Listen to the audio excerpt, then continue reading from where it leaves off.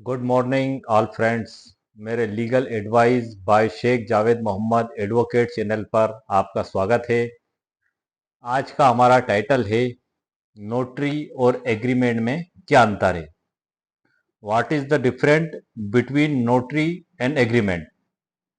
ये एक महत्वपूर्ण विषय है। अक्सर नोटरी और एग्रीमेंट के बारे में काफ़ी चर्चाएं भी होती रहती हैं और इसका हमें अक्सर काम भी पड़ता रहता है अनुबंध के संबंध में। इसको समझने से पहले हमें कुछ कानूनों को समझना पड़ेगा, जैसे कि नोटरी एक्ट 1952 है, नोटरी नियम 1956 है और रजिस्ट्रेशन एक्ट 1908 है।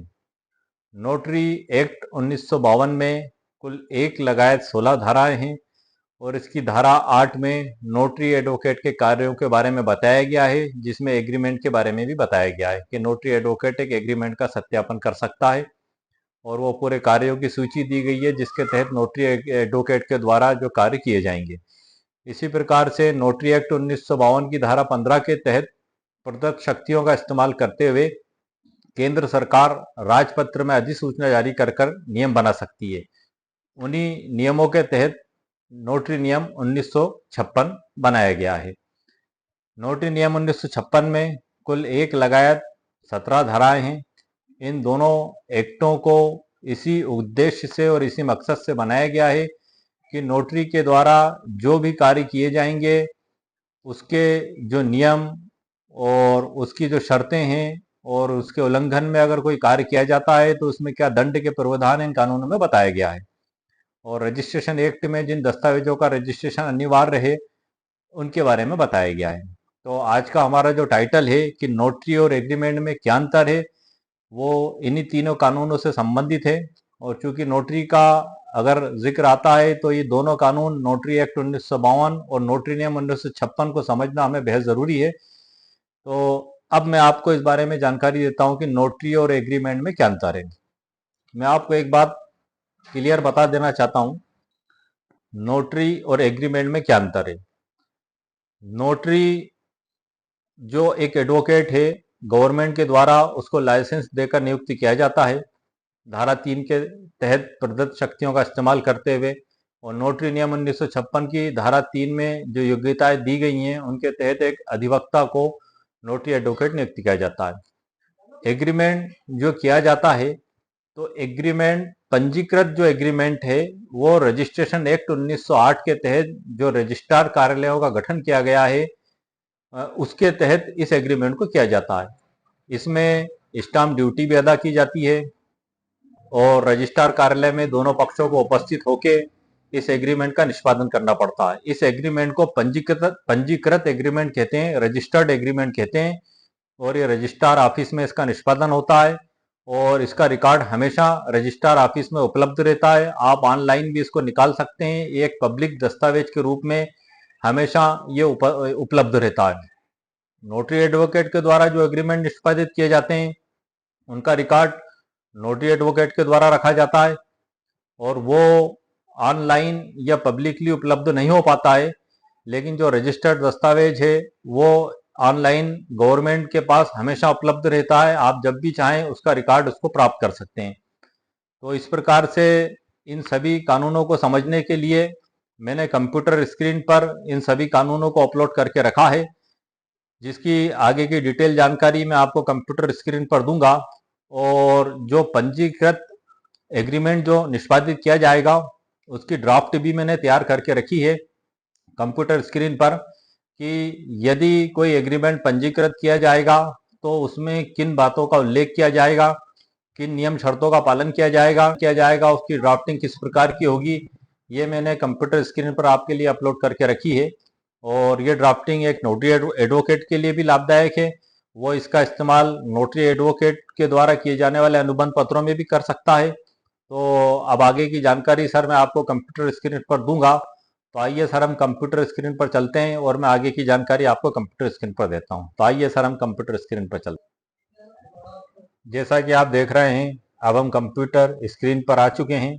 अब कंप्यूटर स्क्रीन पर आने के बाद मैंने आपके लिए 4 कानूनों को अपलोड करके रखा है। नंबर 1 है registration act 1952, registration sorry, registration act 1908, notary act 1952 और नोटरी नियम 1956। चूंकि हमारा टाइटल है नोटरी और एग्रीमेंट क्या है, नोटरी और एग्रीमेंट में क्या अंतर है, तो उसको बताने के लिए हमें इन तीनों कानूनों को संक्षिप्त में समझना होगा। तो आइए मैं आपको इन तीनों कानूनों के बारे में संक्षिप्त में जानकारी दे देता हूँ। एक शार्ट में मैं आपको एक बात बता देता हूँ कि नोटरी एडवोकेट के द्वारा जो एग्रीमेंट निष्पादित किए जाते हैं वो नोटरीकृत एग्रीमेंट होते हैं, और रजिस्ट्रार कार्यालय में जो रजिस्ट्रेशन एक्ट 1908 के तहत जो एग्रीमेंट निष्पादित किए जाते हैं उन्हें पंजीकृत एग्रीमेंट कहा जाता है, रजिस्टर्ड एग्रीमेंट कहा जाता है, और पब्लिकली उसका रिकॉर्ड गवर्नमेंट साइट पर हमेशा उपलब्ध रहता है। तो आइए सर, मैं आपको आगे की जानकारी कंप्यूटर स्क्रीन पर देता हूँ। स्क्रीन पर नोटरी एक्ट 1952 है, इसके बारे में मैं आपको बहुत शॉर्ट में जानकारी दे देता हूँ, क्योंकि नोटरी एक्ट के बारे में हम बात कर रहे हैं इसलिए मैं शॉर्ट में बता देता हूँ। ये नोटरी एक्ट 1952 है, इसका विस्तार संपूर्ण भारत पर है। इसमें कुल एक लगायत 16 धाराएं हैं, और इसमें धारा 3 में नोटरी नियुक्त करने की शक्ति के बारे में बताया गया है कि नोटरी को किस प्रकार से नियुक्त किया जाएगा और किसके द्वारा नियुक्त किया जाएगा, केंद्र सरकार और राज्य सरकार के द्वारा। और इसी एक्ट की धारा 15 में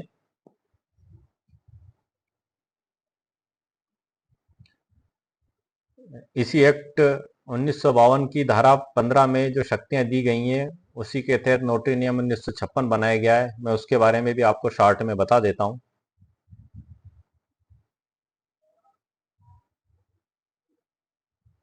जैसा कि आप देख रहे हैं ये नोटरी नियम 1956 है, और इस अधिनियम को नोटरी नियम 1956 बोला जाएगा, और केंद्र सरकार धारा 15 द्वारा प्रदत्त शक्तियों का प्रयोग करते हुए इस नियम को बनाया गया है।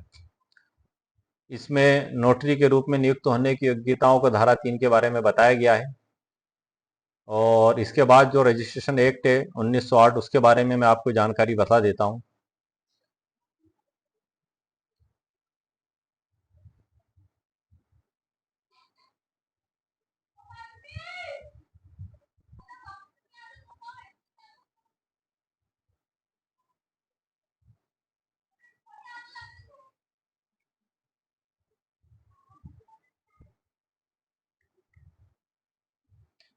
जैसा कि आप कंप्यूटर स्क्रीन पर देख रहे हैं रजिस्ट्रेशन एक्ट 1908 है सर, और इस एक्ट की जो धारा 17 है वो काफ़ी महत्वपूर्ण धारा है। इसकी धारा 17 में टेस्टिमेंट्री और नॉन टेस्टिमेंट्री डॉक्यूमेंट्स के बारे में बताया गया है कि वो दस्तावेज जिनका रजिस्ट्रेशन कंपलसरी है वो धारा 17 में इसमें बताया गया है। टेस्टिमेंट्री डॉक्यूमेंट्स जो होते हैं वसीयत कहलाते हैं, और वसीयत को छोड़कर जो दस्तावेज होते हैं वो नॉन टेस्टिमेंट्री डॉक्यूमेंट्स कहलाते हैं। उसमें रजिस्टर विक्रय विलेख भी आ जाता है। तो रजिस्टर विक्रय विलेख का रजिस्ट्रेशन रजिस्ट्रार कार्यालय में आवश्यक है, नोटरी एडवोकेट के द्वारा उसकी नोटरी नहीं की जाएगी। एग्रीमेंट का जो प्रश्न है, तो एग्रीमेंट ये जो रजिस्ट्रेशन एक्ट आप देख रहे हैं इसकी धारा 17 और इसकी धारा 6 इसमें रजिस्ट्रार कार्यालयों का गठन इसके बारे में बताया गया है।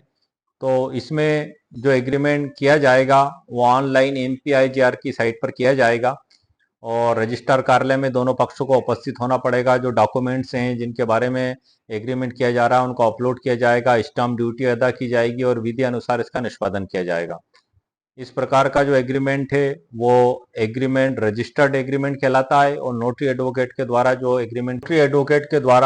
एग्रीमेंट निष्पादित किया जाता है उसे नोटरी एग्रीमेंट कहते हैं, और रजिस्ट्रार कार्यालय रजिस्ट्रेशन एक्ट 1908 के तहत जो एग्रीमेंट किए जाते हैं उसे पंजीकृत एग्रीमेंट कहते हैं। तो इन दोनों में यही अंतर है कि नोटरी एडवोकेट के द्वारा निष्पादित किया गया एग्रीमेंट और रजिस्ट्रार कार्यालय में जो एग्रीमेंट निष्पादित किया जाता है वो पंजीकृत एग्रीमेंट कहलाता है। तो हमारा जो टाइटल है कि नोटरी एग्रीमेंट और रजिस्टर्ड एग्रीमेंट में क्या अंतर है, तो सर दोनों में यही अंतर है कि नोटरी एक्ट 1952 के तहत नियुक्त नोटरी एडवोकेट के द्वारा जो एग्रीमेंट निष्पादित किया जाएगा उसको नोटरी एग्रीमेंट कहेंगे, और रजिस्ट्रेशन एक्ट 1908 की धारा 17 धारा 6 इसके तहत जो एग्रीमेंट पंजीकृत किया जाएगा उसको पंजीकृत एग्रीमेंट कहेंगे। तो नोटरी और एग्रीमेंट में यही विशेष डिफरेंस है जो मेरे द्वारा आपको बताया गया है।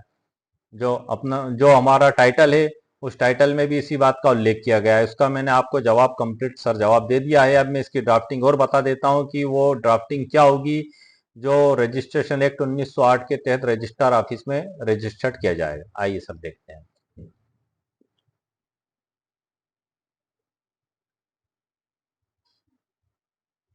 जैसा कि आप देख रहे हैं सर कंप्यूटर स्क्रीन पर, ये वो एग्रीमेंट है जो हमारे टाइटल से संबंधित है। हमारा टाइटल है नोटरी और एग्रीमेंट में क्या अंतर है, what is the difference between notary and agreement.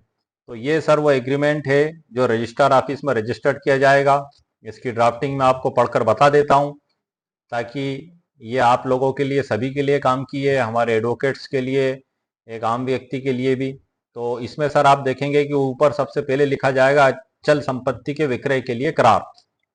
यह करार दिनांक माह सन को श्री आत्मज पूरा नाम पता लिखा जाएगा, जिसे विक्रेता कहा गया है एवं इसे इस विलेख का प्रथम पक्षकार है, तथा आत्मज आयु वर्ष निवासी जिसे क्रेता कहा गया है, इस विलेख का द्वितीय पक्षकार है, के बीच में ग्राम या शहर का नाम लिखा जाएगा। यह निष्पादित किया गया है। उक्त प्रथम पक्षकार की अचल संपत्तियां, पूरी अचल संपत्ति का डिटेल आएगा, जिसके बारे में एग्रीमेंट किया जा रहा है उसका पूरा डिटेल। अगर वो गांव की है तो पटवारी हल्का नंबर, खसरा नंबर, नक्शा, सर्वे नंबर, ये पूरा ऋण पुस्तिका का नंबर, ये सभी उसमें उल्लेख लिखा जाएगा।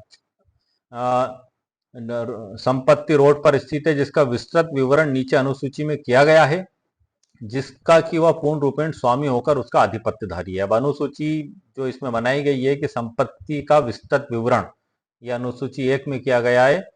इसमें यह बताया गया है कि चूंकि विक्रेता को कौटुंबिक आवश्यकता के लिए रुपयों की आवश्यकता है, जिसे विक्रेता अपनी उक्त अचल संपत्ति का विक्रय करने का इच्छुक है, उक्त क्रेता भी इसे खरीदने के लिए सहमत है। ये एग्रीमेंट की शर्तें हैं जो इंडियन कॉन्ट्रैक्ट एक्ट 1872 के तहत उनका पालन करके एग्रीमेंट लिखा जाता है। उन्हीं सभी शर्तों का पालन हर अनुबंध में ही किया जाता है। अतएव अब यह विलेख साक्षांकित करता है, नंबर 1, यह कि उक्त विक्रेता के अनुरोध पर उक्त क्रेता उसे उक्त अचल संपत्ति को, जिसका मूल्य जगह छोड़ दी है, इसमें जो भी दोनों के बीच में करार होगा वो बात यहाँ पे लिखी जाएगी, निश्चित किया गया है, खरीदने का करार करता है। नंबर 2, क्रेता ने विक्रेता का रुपए अग्रिम राशि दिनांक को अदा की है। मतलब बयाना पेटा, ये हर क्षेत्र में, मध्य प्रदेश में अलग है, ऑल इंडिया में अलग अलग शब्द इस्तेमाल किए जाते हैं। इशार पावती, बयाना पेटा, अग्रिम राशि, ऐसे अलग अलग शब्द हैं ये। तो इसमें वो राशि का उल्लेख किया जाएगा। जैसे आपने एग्रीमेंट 5 लाख रुपए में किया और एग्रीमेंट करते समय उसको 1 लाख रुपया अदा कर दिया, तो वो 1 लाख रुपया यहाँ लिखा जाएगा, और बाकी के 4 लाख रुपए जो रजिस्ट्री के समय दिए जाएंगे उसका उल्लेख उसमें अलग से किया जाएगा। तो अग्रिम राशि दिनांक को अदा की है एवं बकाया राशि व रजिस्ट्रेशन कार्यालय में रजिस्ट्री के समय अदा कर देगा। जैसे कि 5 लाख रुपए में आपका एग्रीमेंट होता है, तो 1 लाख रुपए आपने एग्रीमेंट के समय अदा कर दिए और 4 लाख रुपए आप उसे रजिस्ट्रार कार्यालय में जब रजिस्ट्री करवाएंगे तब अदा करके रजिस्ट्री उसकी करवा ली जाएगी। नंबर 3 है, विक्रेता दिनांक को रजिस्ट्रीकरण कार्यालय में उपस्थित होकर क्रेता के पक्ष में विक्रय विलेख निष्पादित कर कार्यालय में रजिस्ट्री के लिए प्रस्तुत करेगा। मतलब इसमें वो दिनांक भी तय कर ली जाएगी कि जिस तारीख को रजिस्टर्ड विक्रय विलेख का निष्पादन किया जाना है, वो दिनांक पहले ही तय कर ली जाएगी। और ये रजिस्ट्रीकरण कार्यालय, जैसा कि मैंने आपको बताया कि रजिस्ट्रेशन एक्ट जो 1908 है, उसके तहत रजिस्ट्रेशन कार्यालयों का गठन किया गया है, जिसमें रजिस्ट्रार साहब और सब रजिस्ट्रार साहब उसमें अधिकारी बनकर बैठते हैं और उनके द्वारा ही ये सभी दस्तावेजों का एग्जीक्यूशन किया जाता है। ऑनलाइन ई रजिस्ट्री के द्वारा ये सभी दस्तावेज अपलोड कर दिए जाते हैं। स्लॉट बुक होता है और उस तारीख पे उस समय आपको रजिस्ट्रार साहब के समक्ष उपस्थित होना पड़ता है। रजिस्ट्रार साहब वहां पर आपसे कुछ बातों का सवाल करते हैं। जैसे रजिस्ट्री में उनके द्वारा पूछा जाता है कि आपने जमीन बेच दी या मकान बेच दिया, आपको संपूर्ण राशि प्राप्त हो गई, वो हाँ करता है। उसके बाद उसके फोटो खींचे जाते हैं, डिजिटल सिग्नेचर लिए जाते हैं। इस प्रकार से एग्रीमेंट के भी निष्पादन में उनके द्वारा इस प्रकार की जो कानूनी जरूरत बातें हैं उनको उनके द्वारा पूछा जाएगा कि आपने क्या एग्रीमेंट राजी खुशी से किया है, ये एग्रीमेंट में जो राशि आपने 1 लाख दर्शाई है कि आपने प्राप्त कर ली है, और उनके वहां पे आगे के डिजिटल सिग्नेचर और जो फोटो वगैरह खींचना, इस प्रकार की कार्रवाई उनके द्वारा निष्पादित की जाती है। तहसील में सब रजिस्ट्रार कार्यालय होते हैं, जिले में रजिस्ट्रार कार्यालय होते हैं। तो इस प्रकार से अब इसका पैरा 4 मैं आपको बता देता हूं सर कि सॉरी 3 में आगे पढ़ देता हूं। कार्यालय में रजिस्ट्री के लिए प्रस्तुत करेगा। संपत्ति का कब्जा क्रेता को विक्रय विलेख के निष्पादन के पश्चात ही सौंपा जाएगा। मतलब कब्जा जो है कि रजिस्ट्री होने के बाद सौंपा जाएगा, इस एग्रीमेंट में ये बात लिखी गई है। विक्रेता इसमें किसी प्रकार की चूक नहीं करेगा और विक्रेता द्वारा इसमें किसी प्रकार की अनियमितता किए जाने पर क्रेता उससे क्षतिपूर्ति स्वरूप रुपए पाने का अधिकारी होगा। अगर विक्रेता किसी भी प्रकार की बेईमानी करता है और इस एग्रीमेंट में जो उसने बातें लिखी हैं उनका पालन नहीं करता है, तो क्रेता को अधिकार होगा कि स्पेसिफिक रिलीफ एक्ट 1973 की धारा 10 के तहत कोर्ट में जज साहब के सामने अनुबंध पालन का दावा लगाकर इस अनुबंध का पालन करवा लेवे और उसको जो क्षति हुई है उन क्षति की पूर्ति की भी मांग वो कोर्ट में जज साहब से कर सकता है। क्रेता भी करार की शर्तों के अनुसार तिथि पर रुपये लेकर रजिस्टर कार्यालय में उपस्थित होगा। क्रेता द्वारा इसमें किसी प्रकार की चूक होने पर विक्रेता का अधिकार होगा कि उक्त करार को विखंडित कर दे एवं क्रेता से क्षतिपूर्ति स्वरूप राशि प्राप्त कर ले। मतलब ये जो प्रतिबंध है सर, ये खाली विक्रेता पर ही नहीं है, ये क्रेता पर भी लगाया गया है कि क्रेता भी जो रजिस्ट्री के लिए तारीख तय की जाएगी उस तारीख को रजिस्ट्रार कार्यालय में उपस्थित होगा और अगर वो ऐसा नहीं करता है तो विक्रेता को यह अधिकार होगा कि इस एग्रीमेंट को विखंडित कर दे और इस एग्रीमेंट के पालन नहीं करने के कारण विक्रेता को जो क्षतिपूर्ति हुई है वो क्रेता से वसूल कर सके। तो इसमें जो भी शर्तें तय की जाएंगी क्षतिपूर्ति की, उसके आधार पर विक्रेता भी क्रेता के विरुद्ध दावा लगा सकता है अनुबंध भंग करने का और अनुबंध विखंडित अनुबंध का पालन क्रेता के द्वारा नहीं करने के कारण जो उसको क्षति हुई है उसकी क्षतिपूर्ति की मांग का वो दावा कर सकता है। अब इसमें सर पैरा 5 जो दिया गया है कि 6 पैरा की उक्त सभी प्रकार के भारों, उक्त मकान सभी प्रकार के भारों एवं अभिभारों से मुक्त होगा। मतलब या तो मकान या जमीन जो भी हो आप यहाँ लिख सकते हैं अपने हिसाब से अलग, मुक्त होगा तथा भविष्य में किसी भी प्रकार का विवाद उत्पन्न होने से उसका दायित्व विक्रेता पर होगा। मतलब यदि किसी भी प्रकार का उस पर ऋण पाया गया, बंधक पाई गई, लोन पाया गया, तो उसकी अदायगी विक्रेता को करना होगी। या जो विकृत मकान संपत्ति है, प्रॉपर्टी है, उस पर कोर्ट में यदि किसी भी प्रकार का टाइटल का वाद विचाराधीन है और विक्रेता इस बात को छिपाता है, हिडन करता है और क्रेता को नहीं बताता है और बाद में क्रेता को पता लगता है और इस प्रकार से क्रेता के स्वामित्व से, मालकाना हक से ये जमीन या मकान निकल जाता है, तो इसकी भी संपूर्ण जिम्मेदारी विक्रेता की होगी और जो भी नुकसान और क्षति क्रेता को हुई वो विक्रेता को अदा करनी होगी। तो इस प्रकार से सर इसका पैरा 7 है कि रजिस्ट्री एवं विक्रय विलेख के निष्पादन का सारा व्यय क्रेता वहन करेगा। यह हमेशा क्रेता ही करता है, चाहे रजिस्ट्री हो। रजिस्ट्री एवं विक्रय विलेख के निष्पादन का सारा व्यय क्रेता वहन करेगा। उपयुक्त के साक्ष्य स्वरूप दोनों पक्षकारों ने निम्नलिखित 2 साक्ष्यों के समक्ष उपयुक्त स्थान एवं दिनांक पर अपने हस्ताक्षर किए हैं। तो इसमें हस्ताक्षर क्रेता और हस्ताक्षर विक्रेता है ये। तो इस प्रकार से सर ये जो रजिस्टर्ड एग्रीमेंट है ये पंजीकृत एग्रीमेंट है और नोटरी एडवोकेट के द्वारा जो किया जाता है वो नोटरीकृत एग्रीमेंट होता है। दोनों में जो अंतर है वो कानून का अंतर है। नोटरी एक्ट 1952 के तहत इन कानूनों का पालन करते हुए, नोटरी नियम 1956 के तहत कानूनों का पालन करते हुए जो एग्रीमेंट नोटरी एडवोकेट के द्वारा निष्पादित किए जाते हैं उन्हें नोटरी एग्रीमेंट कहते हैं। और रजिस्ट्रेशन एक्ट 1908 की धारा 17, धारा 6 आदि के तहत पालन करते हुए जिन एग्रीमेंट का निष्पादन रजिस्ट्रार्ड कार्यालय में किया जाता है उसे रजिस्टर्ड एग्रीमेंट कहते हैं। तो हमारा जो टाइटल है सर कि इन दोनों में क्या अंतर है, तो इन दोनों में यही अंतर है कि नोटरी एक्ट 1952 के तहत निष्पादित एग्रीमेंट नोटरीकृत एग्रीमेंट कहलाते हैं और रजिस्ट्रेशन एक्ट 1908 के तहत निष्पादित एग्रीमेंट पंजीकृत एग्रीमेंट कहलाते हैं।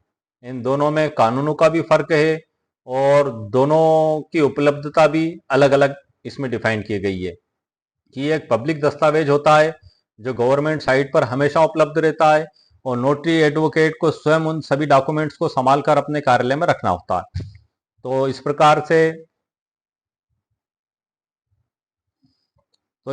से सर मैंने आपको जो हमारा टाइटल है उससे संबंधित संपूर्ण जानकारी दे दी है। और वैसे काफ़ी व्यूअर्स ने मुझसे पूछा भी है कि सर सर्टिफिकेट ऑफ प्रैक्टिस कब तक आएगा। तो मैं आपको बता दूं कि मेरी लगभग 10 दिन 8 दिन पहले ही नोटरी सेल दिल्ली बात हुई है। मैंने स्वयं फ़ोन लगाया था और मेरा फ़ोन उठा लिया गया और वहाँ से उन्होंने बताया है कि 1.5 माह में सभी के सर्टिफिकेट ऑफ प्रैक्टिस मिल जाएंगे।